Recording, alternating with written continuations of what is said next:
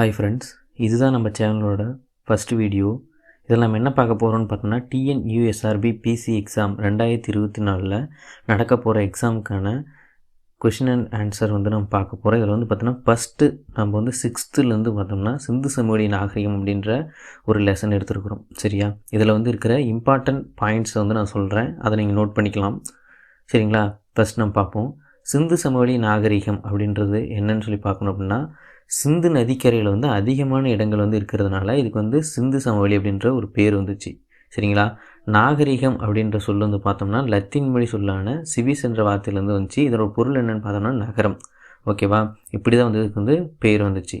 சரிங்களா, இதெல்லாம் ஒரு இம்பார்ட்டன்ஸ் பாயிண்ட் தான், நீங்கள் நோட் பண்ணி வச்சுக்கலாம். ஓகேவா, அதுக்கப்புறம் இந்த சிந்து சமவெளி நாகரிகம் பரவி இருந்த இடங்களை பற்றி பார்த்துக்கலாம். சரியா, அதற்கு பார்த்தோம்னா வடக்கு பகுதி அப்படின்னு பார்த்தோம்னா நம்ம ஆப்கானிஸ்தானில் இருக்க ஷார்ட்கை அப்படின்ற ஊரில் ஒரு குறிப்பிட்ட பகுதியில் இந்த நாகரிகம் பரவி இருந்திருக்குது. அதுக்கப்புறம் நம்ம மேற்கு பகுதி பார்த்தோம்னா பாகிஸ்தானில் பார்த்தோன்னா சுட்கோஜென்ட் அப்படின்ற பகுதியில் பார்த்தோம் அப்படின்னா கொஞ்சம் பரவி இருந்திருக்குது இந்த நாகரிகமானது. அதுக்கப்புறம் பார்த்தோன்னா கிழக்கு சைடில் பார்த்தோன்னா நம்ம உத்தரப்பிரதேசம் இந்தியாவில் பார்த்தோம்னா ஆலம்கீர்பூர் அப்படின்ற பகுதியில் இந்த கிழக்கு பகுதியில் பார்த்தோன்னா இந்த சிந்து சமவெளி நாகரிகமானது பரவி இருந்திருக்குது. அதே தெற்கு சைடு பார்த்தோம்னா மகாராஷ்டிரா மாநிலத்தில் தைமாபாத் அப்படின்ற இடத்துல பார்த்தோம் அப்படின்னா அந்த இடத்துல இந்த மாதிரி இந்த சிந்து சமவெளி நாகரிகமானது இந்த மாதிரி தான் ஒவ்வொரு இடத்துலையும் பரவி இருக்குது. இல்லை தெற்கு சைடில் பார்த்தோன்னா மகாராஷ்டிராவில் தைமாபாத் பகுதியில் பரவி இருந்திருக்குது. சரிங்களா, அதுக்கப்புறம் இந்த சிந்து சமவெளி நாகரிகத்தின் காலம் அப்படின்னு சொல்லி பார்த்தோம் அப்படின்னா இதோட காலம் பார்த்தோம் அப்படின்னா வெண்கல காலம்னு சொல்லி சொல்லுவாங்க. என்ன காரணமாக வெண்கல காலம்னு சொல்லி சொல்கிறாங்கன்னா, வெண்கலத்தினால் ஆன பொருட்களை அதிகமாக பயன்படுத்தினதுனால இது பார்த்தோன்னா வெண்கல காலம் அப்படின்னு சொல்லுவாங்க. சரியா, இதோட புவி எல்லைன்னும் போது தெற்கு ஆசியாவில் பார்த்தோம்னா இதோட புவி எல்லை இருந்திருக்குது. இதோட காலகட்டம் அப்படின்னு சொல்லி பார்க்கும்போது கிமு 3300 1900 வரைக்கும் இருக்குது. இதை எப்படி கண்டுபிடிப்பாங்கன்னு பார்த்தோம்னா, அந்த பொருட்கள் அந்த காலத்தில் பயன்படுத்தின பொருட்கள் இந்த காலகட்டத்துக்குள்ளே வந்தது அப்படின்னா இது இந்த சிந்து சமவெளி நாகரிக காலகட்டத்தை சேர்ந்தது அப்படின்னு சொல்லி சொல்லுவாங்க. சரியா, அது எப்படி கண்டுபிடிக்கிறாங்கன்னா அந்த C14 அப்படின்ற கதிரியக்க கார்பன் கணிப்பு முறை அப்படின்றத பயன்படுத்தி இந்த வயதுகளை கணக்கெடுப்பாங்க. சரிங்களா, சரி, பரப்பு அப்படின்னும் போது 13 லட்சம் சதுர கிலோமீட்டர் பார்த்தோன்னா இந்த சிந்து சமவெளி நாகரிகம் பரவி காணப்படுது. பார்த்திங்கன்னா இந்த பகுதிகளெலாம் சேர்த்தும் பொழுது இந்த பரவி இருந்த பகுதி தானே இதெல்லாம், இந்த பகுதிகளெலாம் சேர்த்தும் பொழுது எவ்வளோ கிலோமீட்டர் சொல்கிறாங்க, 13 லட்சம் சதுர கிலோமீட்டர் வரைக்கும் பார்த்தோன்னா இந்த சிந்து சமவெளி நாகரிகமானது பரவி காணப்படுது. சரியா, கிட்டத்தட்ட ஒரு 3 நாடுகள் ஆப்கானிஸ்தான், பாகிஸ்தான், இந்தியா, இந்த மாதிரி 13 லட்சம் சதுர கிலோமீட்டர் இந்த நாகரிகமானது பரவி இருந்திருக்குது. நகரங்கள்னும் போது 6 பெரும் நகரங்கள் இருந்திருக்குது. சரிங்களா, அதுக்கப்புறம் கிராமம்னும் போது 200க்கும் மேற்பட்ட கிராமங்கள் பார்த்தோன்னா இதில் இருந்திருக்குது. சரி, இந்த நாகரிகங்கள் அப்படின்றது என்ன அப்படின்னு சொல்லி பார்த்தோம் அப்படின்னா, நாகரிகங்கள் பார்த்தோன்னா ஃபஸ்ட்டு மக்கள் பார்த்தோம் அப்படின்னா ஃபஸ்ட்டு குழுக்களாக தான் வாழ ஆரம்பித்தாங்க. குழுக்கள் என்ன ஆச்சு அப்படின்னு சொல்லி பார்த்தம்போது குழுக்கள் சமுதாயங்களாக சமுதாயங்களாக பார்த்தோம்னா உருவாக ஆரம்பிக்கிறாங்க. பின்னாடி சமுதாயம் என்ன ஆகுதுன்னா சமூகங்களாக மாற ஆரம்பிக்குது.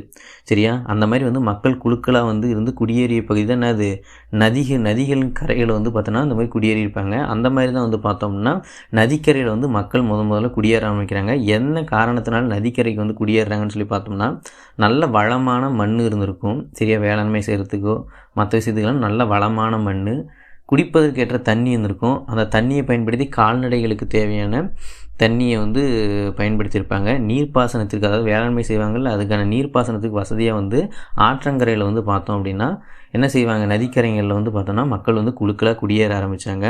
அப்புறம் அது போக்குவரத்துக்கு ஏற்றதாகவும் இருந்ததாக சொல்லப்படுது. சரியா, சரி, அதில் பார்த்தோம் அப்படின்னா நாகரிகங்களில் பார்த்தோன்னா 4 நாகரிகங்கள் தான் மிக முக்கியமான நாகரிகமாக இருக்குது. அதில் உலகிலேயே மிக பழமையான நாகரிகம் அப்படின்னு பார்த்தோம்னா இந்த மெசபடோமியா நாகரிகம் தான் உலகில் மிக பழமையான நாகரிகமாக இருக்குது. எந்த நாகரிகம்னா இந்த மெசபடோமியா நாகரிகம் தான் உலகிலேயே மிக பழமையான நாகரிகமாக இருந்திருக்குது. அதுக்கப்புறம் பார்த்தோன்னா அதோட காலம் அப்படின்னு சொல்லும்போது தான் 3300 கிமு 3300 2000 வரைக்கும் இந்த மெசபடோமியா நாகரிகம் இருந்திருக்குது. அதன் பின்னாடி பார்த்தோம்னா சிந்து சமவெளி நாகரிகம். சரியா, இந்த நாகரிகம் தான் உலகில் மிகப்பெரிய பரப்பளவை கொண்ட நாகரிகம் அப்படின்னு இந்த சிந்து சமவெளி நாகரிகத்தை தான் சொல்லுவாங்க. சரியா, இதுதான் நம்ம டாப்பிக்கில் இப்போ இருந்திருக்குது. அதுக்கப்புறம் எகிப்து நாகரிகம், அதுக்கப்புறம் தான் வந்து சீன நாகரிகம். இதில் வந்து இந்த காலகட்டங்களை பார்த்து வச்சுக்கோங்க.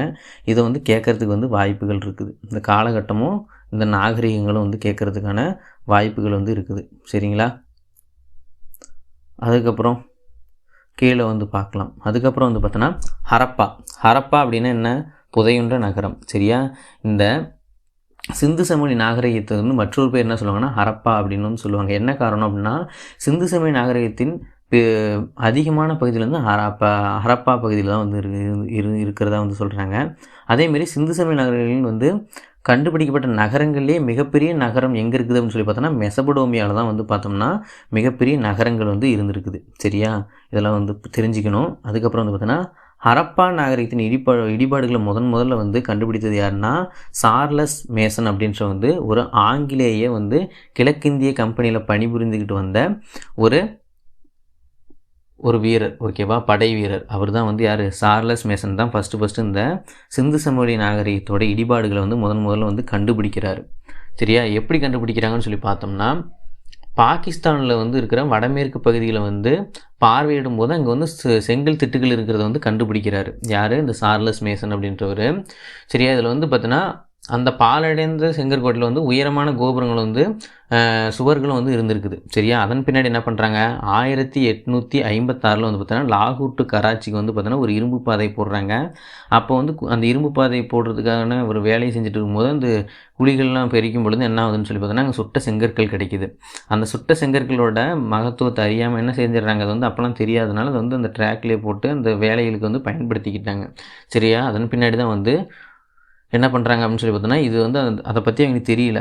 சரியா? அதுக்கப்புறம் வந்து பார்த்தோன்னா 1920 வந்து பார்த்தோன்னா தொல்பொருள் ஆய்வாளர்கள் வந்து ஹரப்பாவை பற்றி வந்து பார்த்தோன்னா அகழாய்வு செய்கிறதுக்கு ஸ்டார்ட் பண்ணுறாங்க. எப்போ ஸ்டார்ட் பண்ணுறாங்கன்னா 1920 தான் வந்து முதல்ல வந்து ஹரப்பா மற்றும் மொஹஞ்சதாரோ பற்றி வந்து அகழாய்வு செய்கிறதுக்கு வந்து ஸ்டார்ட் பண்ணுறாங்க. சரியா? ஹரப்பா நாகரிகம் வந்து மொஹஞ்சதாரோ நாகரிகத்தை விட பழமையானது. ஓகேவா? ஹரப்பா நாகரிகம் தான் மொஹஞ்சதாரோ நாகரிகத்தை விட பழமையானது. அதை வந்து எப்படி சொல்கிறாங்கன்னு சொல்லி பார்த்தோன்னா அங்கே வந்து பல பொருட்கள் கிடைக்குது. அந்த பொருட்களை வந்து கம்பேர் பண்ணி பார்க்கும்போது வந்து பார்த்தோம் அப்படின்னா வந்து ஒரு முடிவு கம்பேர் பண்ணி பார்க்கும்போது ஹரப்பா நாகரிகம் வந்து மொஹஞ்சதாரோ நாகரிகத்தோட வந்து மிக பழமையானது அப்படின்ற ஒரு கன்க்ளூஷனுக்கு வந்து முடிவுக்கு வந்து வராங்க. சரிங்களா? சரி. அதுக்கப்புறம் வந்து பார்த்தோம்னா இந்திய தொல்லியல் துறை, அதாவது பார்த்தோம்னா அவங்களோட பணி என்ன அப்படின்னு சொல்லி பார்த்தோம்னா இவங்க தான் அகழ்வாராய்ச்சியில் வந்து ஈடுபடுவாங்க. இந்த தொல்லியல் துறையை உருவாக்குனது யாருன்னு சொல்லி பார்த்தோம்னா 1861 வந்து ஆங்கிலேய நில அளவையாளரான அலெக்சாண்டர் கன்னிங்ஹாம் அப்படின்ற ஆங்கிலேயர் தான் என்ன பண்ணுறாரு? இந்த ஆர்காலஜிக்கல் சர்வே ஆஃப் இந்தியா அப்படின்ற இந்திய தொல்லியல் துறையை வந்து உருவாக்குறாரு. இதோட தலைமையோட வந்து புதுடெல்லியில் இருக்குது. சரிங்களா? இதோட தலைமையகம் எங்கே இருக்குதுன்னா புதுடெல்லியில் இருக்குது. இதெல்லாம் தெரிஞ்சுக்க வேண்டிய ஒரு முக்கியமான பாயிண்ட்டு. நம்ம ஹரப்பா நாகரிகத்தை பற்றி பார்க்க போகிறோம். ஹரப்பா நாகரிகம் வந்து பார்த்தோம்னா ஒரு திட்டமிடப்பட்ட ஒரு நகர நாகரிகம் அப்படின்னு வந்து சொல்லலாம். ஏன்னா ஹரப்பா அப்படின்னா என்ன அர்த்தம் அப்படின்னு பார்த்தோன்னா புதையுண்ட நகரம் அப்படின்னு வந்து சொல்கிறாங்க. ஹரப்பா நாகரிகம் என்ன பண்ணுது அப்படின்னா திட்டமிடப்பட்ட நகர நாகரிகம் அப்படின்னு சொல்லலாம். இவங்க வந்து சுட்ட செங்கற்களான கற்களை பயன்படுத்தி தான் வந்து வீடுகளை வந்து கட்டியிருக்கிறாங்க. அதேமாதிரி வந்து சுகாதாரத்துக்கு வந்து முக்கியத்துவம் கொடுத்தவங்களா இருந்திருக்கிறாங்க. இவங்க வந்து அந்த காலத்திலே பயன்படுத்தின எடைகள் மற்றும் அளவீடுகள் வந்து பார்த்தோம்னா மிகவும் துல்லியமானதாகவும் இருந்திருக்குது. இவங்க வந்து விவசாயம், கைவினை தொழில்கள் அந்த மாதிரி ஹரப்பா நகரத்தில் வந்து பார்த்தோன்னா வணிகர்கள் தான் இருந்ததாக வந்து சொல்லப்படுது. சரிங்களா? ஹரப்பாவில் வந்து பார்த்தோம்னா பெரும் வணிகர்கள் தான் வந்து இருந்ததாக வந்து சொல்லப்படுது. சரியா? ஹரப்பா நகரின் தனித்தன்மை அப்படின்னும் பொழுது அவங்க வந்து பார்த்தோன்னா திட்டமிடப்பட்ட பகுதி தானே அப்படின்னும் போது 2 பகுதியில் வந்து அவங்க இருந்துக்கிறாங்கப்பா. ஒன்று வந்து மேல் நகர அமைப்பு, இன்னொன்று வந்து கீழ் நகர அமைப்பு. இந்த மேல் நகர அமைப்பு வந்து நகரத்தின் மேற்கு பகுதியில் வந்து இருந்திருக்கும். சரியா? இதில் வந்து பார்த்தோன்னா அது வந்து கோட்டை என அழைப்பாங்க. அந்த பகுதி வந்து அங்கே வந்து பார்த்தோன்னா நிர்வாகிகள் வந்து அதை பயன்படுத்தியிருப்பாங்க. சரியா? அதுக்கப்புறம் வந்து பெருங்குளமும் தானிய களஞ்சியமும் இருந்திருக்குது. அங்கே வந்து பெருங்குளமும் தானிய களஞ்சியமும் வந்து அங்கே தான் வந்து மேற்கு பகுதியில் தான் இருந்திருக்குது. அதுதான் வந்து மேல் நகர அமைப்பு அப்படின்னு சொல்லி சொல்கிறாங்க. அப்புறம் கீழ் நகர அமைப்பில் வந்து மக்கள் வந்து அதாவது பொதுமக்கள் வந்து வசிக்க இடமா இருந்திருக்கும். அந்த பகுதியில் தான் வந்து பார்த்தீங்கன்னா தாழ்ந்த உயரமாக இருந்திருக்கும். அந்த இடத்துல பொதுமக்கள் வந்து வசிக்கிட்டு இருந்திருக்கிறாங்க. வீடுகள் வந்து பார்த்தீங்கன்னா சட்டக வடிவில் வந்து அமைக்கப்பட்டிருக்கும். சரியா? அதுக்கப்புறம் சாலைகள் வந்து அகலமாகவும் நல்ல வளைமுனை கொண்டதாகவும் இருந்திருக்கும். வீடுகள் தெருக்கள் வந்து எப்படி 2 அடுக்கு மாடி கொண்ட வீடுகளாக இருந்திருக்கும். வீடுகள் தோறும் வந்து 2 அடுக்கு மாடி. அதுக்கப்புறம் வந்து பார்த்தீங்கன்னா ஒரு கிணறையும் ஒரு முற்றத்தையும் வந்து அவங்க வச்சுருக்கிறாங்க. சுட்ட செங்கற்கள் தான் வந்து பயன்படுத்தியிருக்கிறாங்க. சரியா, தட்டையான கற்களை கொண்டு என்ன பண்ணியிருப்பாங்க, கழிவு வந்து எங்கேயும் தேங்காத வண்ணம் வந்து மென்சரிவை கொண்டு பார்த்தோம்னா கழிவுகள் வந்து வெளியேறுவதற்கான அம்சங்களை கொண்டு இருப்பாங்க. திரவ கழிவுகள், திடக்கழிவுகள்னு வந்து பார்த்தோம்னா குழிகள் இருந்தது. ஓகேவா, அதாவது அந்த மாதிரி விஷயம்லாம் வந்து அப்பயே வந்து பக்காவாக பண்ணியிருக்கிறாங்க. சரி, பெருங்குளம் எங்கே இருந்துச்சுன்னா மொஹஞ்சதாரோவில் இருக்கும். பெருங்குளம் வந்து நகரின் நடுவில் வந்து பார்த்தீங்கன்னா ஒரு செவ்வக வடிவத்தில் வந்து அகன்று வந்து இருந்திருக்கும். அதேமாதிரி வந்து இது வந்து பார்த்தோம்னா ஒரு பொது நீர்த்தேக்கமாக இருந்திருக்குது. நகரின் நடுவில் வந்து இருந்த ஒரே ஒரு நீர்த்தேக்கம் இதுதான்.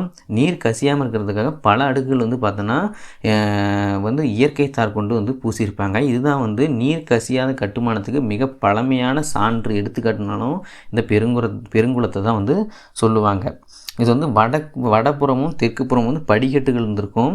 அதேமாதிரி வந்து பார்த்தோன்னா குளத்துக்கு பக்கவாட்டில் வந்து பார்த்தோன்னா 3 புறமும் வந்து அறைகள் இருக்கும். அதாவது வந்து உடை மாற்றுவதற்காகட்டும் அந்த மாதிரி வந்து அறைகள் வந்து பார்த்தோன்னா பயன்படுத்தியிருக்கிறாங்க. சரியா, அந்த பக்கத்தில் வந்து ஒரு கிணறு இருக்கும். அந்த கிணத்துலேருந்து தேவைப்படும் போது நீரை வந்து குளத்துக்கும் அந்த பயன்படுத்தப்பட்ட நீரை வெளியேற்றுவதற்கும் வந்து வகைகள் வந்து அப்பயே வந்து திட்டமிட்டு செஞ்சுருக்கிறாங்கப்பா. அதுக்கப்புறம் தானிய களஞ்சியம் வந்து ஹரப்பாவில் வந்து இருந்திருக்குது. பெருங்குளம் எங்கே இருக்குதுன்னா மொஹஞ்சதாரோ, அதாவது தானிய களஞ்சியம் அப்படின்றது ஹரப்பாவில் வந்து இருந்திருக்கும். இந்த தானிய களஞ்சியம் வந்து இதுவும் வந்து சுட்ட செங்கற்களால் வந்து பயன்படுத்தியிருப்பாங்க. பெரிய உறுதியான ஒரு கட்டட அமைப்பாக வந்து இந்த விஷயம் வந்து இருக்குது. தானியங்களை சேகரித்து வைப்பதற்காக தான் இதை வச்சுருக்காங்க. அதனால தான் அது பேர் வந்து தானிய களஞ்சியம்னு சொல்லி சொல்கிறாங்க. இதில் வந்து என்னென்ன வகையான தானியங்கள் இருக்குன்னா கோதுமை, பார்லி, திணைவைகள், எள், பருப்பு போன்ற மிச்சங்கள் வந்து இங்கே வந்து சிதறி காணப்படுது. அது ஒரு சான்றாக வந்து இந்த இடத்துல இருக்குது. சரிங்களா, இப்போ வந்து பார்த்திங்கன்னா தானிய களஞ்சியம் ஒன்று வந்துன்னா ஹரியானா மாநிலத்தில் வந்து பார்த்தோன்னா ராகி கிற்கில் வந்து கண்டுபிடிச்சிருக்கிறாங்க. சரிங்களா, அதேமாரி மக்கள் வந்து ஆபரணங்கள் வந்து ஆண் பெண் வேறுபாடு இல்லாமல் இருவருமே வந்து ஆபரணங்களை வந்து அணிஞ்சிருக்கிறாங்க. அதேமாதிரி வந்து பார்த்திங்கன்னா சிவப்பு நிற கற்களை கொண்டு வந்து பார்த்திங்கன்னா ஆபரணங்கள் வந்து அணிஞ்சிருக்கிறாங்க.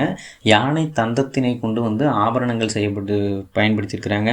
வெள்ளி, தங்கம் அந்த மாதிரி போன்ற அனைத்து இதுவும் வந்து ஆபரணங்களை வந்து செஞ்சு பயன்படுத்தியிருக்கிறாங்க. முதல் எழுத்து வடிவம்னு சொல்லி பார்த்தோன்னா மெசபடோமியாவில் வந்து சுமேரியர்களுடைய எழுத்து வடிவம் தான் முதல் எழுத்து வடிவமாக இருந்திருக்குது.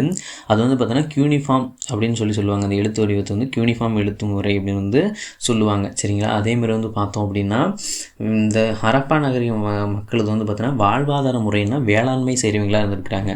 சரிங்களா, இங்கே வந்து வேளாண்மை செஞ்சதில் வந்து கோதுமை, திணை, பார்லி, அதுக்கப்புறம் எள், பருப்பு போன்றவையெல்லாம் வந்து வேளாண்மை செஞ்சதுக்கான வந்து ஆதாரமானது வந்து தானிய களஞ்சியத்தில் வந்து உபரிகள் கிடைச்சிருக்குது. சரியா, அதன் பின்னாடி வந்து பார்த்தோம்னா இங்கே வந்து வேளாண்மை செய்யாத பொருள் அப்படின்போது கரும்பை பற்றி எங்களுக்கு தெரியாது. கரும்பை பற்றி வந்து பார்த்தீங்கன்னா எங்களுக்கு தெரியாது. அறியப்படாத விலங்குன்னு கேட்டானா குதிரை, அறியப்படாத உலோகம்னு கேட்டானா இரும்பு, அறியப்படாத தானியம் அப்படின்னு சொல்லி கேட்டானா கரும்பு வந்து எங்களுக்கு தெரியல. சிந்து சமவெளி நாகரிக மக்களுக்கு வந்து தெரியாது. சரிங்களா, அதேமாதிரி இந்த இடத்துல வந்து பார்த்தோம் அப்படின்னா இவங்களுக்கு வந்து அரசர்கள் இருந்ததுக்கான சான்றும் கிடையாது. தெய்வங்கள் வழிபாடு இருந்ததுக்கான கோயில்களோ அந்த மாதிரி எதுவும் கிடையாது.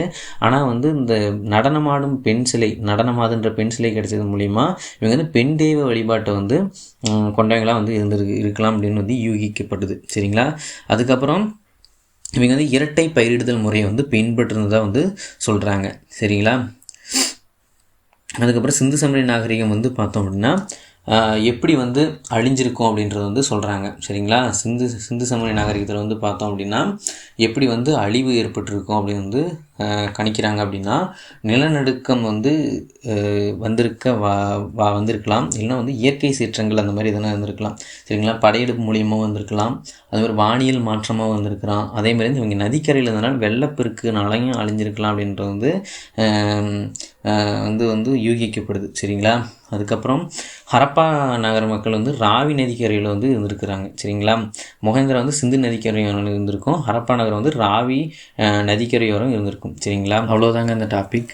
நீங்கள் இதில் இருக்கிறத படிச்சிங்களாவே போதுமானது பிசியை பொறுத்தளவுக்கு. இந்த நான் சொன்ன பாயிண்ட்ஸ்லாம் ஒரு நோட் போட்டு நீங்கள் ஒரு பேப்பர் ஒரு A4 ஷீட் மாதிரி எடுத்து பாயிண்ட்ஸ்லாம் நோட் பண்ணி படிச்சுக்கிட்டீங்கன்னாவே போதும். புக் பேக் கொஷினும் பாக்ஸ் கொஷின் மறுபடியும் உள்ளே இருக்கிறதெல்லாம் நான் சொன்ன விஷயத்தெல்லாம் நீங்கள் கவர் பண்ணிங்கனாவே கண்டிப்பாக அதில் வந்து கொஷின் கேட்டால் நீங்கள் வந்து உங்களால் ஈஸியாக வந்து அட்டன் பண்ண முடியும். சரிங்களா, இதேமாதிரி வீடியோ நான் நிறைய வீடியோ இதுக்கு மேலே போடலான்ட்டு இருக்கிறேன். சப்ஜெக்ட் பற்றி டீப்பாக போடுறேன். பிசிக்கு தேவையான இம்பார்ட்டன்ட் கொஷின்ஸையும் நான் ஷார்ட்ஸாக அப்லோட் பண்ணுறேன். அதனால் நம்ம சேனல் வந்து ஃபாலோ பண்ணிக்கோங்க. ரெகுலர் அப்டேட்டாக டெய்லியும் வந்து ஒரு லெசன் பற்றி நான் போடுவேன். சப்ஸ்கிரைப் பண்ணிக்கோங்க.